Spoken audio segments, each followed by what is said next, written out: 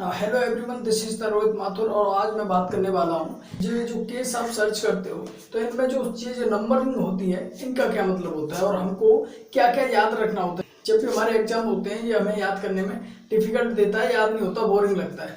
तो क्या हमें ये सब याद रखना पड़ता है?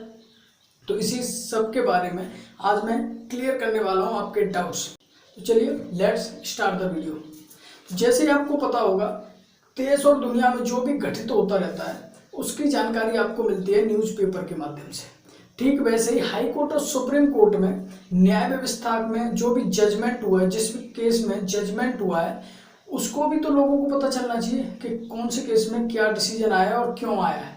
तो इसके लिए भी बहुत सारे पब्लिकेशंस होते हैं, उनके थ्रू जो हार्ड कॉपी और सॉफ्ट कॉपी के माध्यम से ये जजमेंट प्रोवाइड किए जाते हैं, जिससे आम जनता को भी पता चल सके कि क्या चल रहा है, कौन से केस में क्या जजमेंट आया हुआ। तो ठीक वैसे ही ये जो पब्लिकेशंस होते हैं, ऐसे मैं इंपॉर्टेंट बता देता हूँ आपको। एक होता है AIR यानी ऑल इंडिया रिपोर्ट, एक होता है SCC supreme court cases, and ऐसे ही अदर्स होते हैं। ये जो अदर्स होते हैं इनके माध्यम से भी एक ही केस को इन सभी में डिफाइन किया जाता है, इसीलिए इन सभी को पढ़ने की जरूरत नहीं है, सिर्फ एक को फॉलो करने की जरूरत है। अब बात करते हैं इन केसेस की। जैसे कि आप देख सकते हो केस कुछ इस तरीके से दिखेगा। सबसे पहले नंबर आपको दिखता है केस, फिर सन दिखती है और फिर ये सब दिखता है आपको। इसका मीन्स क्या होता है और एंड इसका मीन्स क्या होता है, इसी में डिफिकल्टी आती है और यही बोरिंग सा लगता है। और इसी का जो डाउट होता है वही कंफ्यूजन करने वाला होता है कि ये सब हमको याद करना होता है या नहीं करना होता है। तो आपको बता दूं इसका मीन्स होता है, ये जो मीन्स है, ये जो पब्लिकेशन होते हैं ये जजमेंट को पब्लिश करते हैं कि एक साथ, जैसे कि कोई जजमेंट आया एक साथ पब्लिश नहीं करते हैं। जैसे केस इनके पास जो पर्टिकुलर हो जाते हैं ये वॉल्यूम के हिसाब से पब्लिश करते हैं उसको। तो वॉल्यूम के हिसाब से वॉल्यूम 1, 10, 12 वगैरह वगैरह वगैरह। ठीक वैसे ही उस वॉल्यूम में कौन सा पेज नंबर है उस पर पता होना चाहिए कि कौन सा केस कौन से पेज पे डिफाइन है।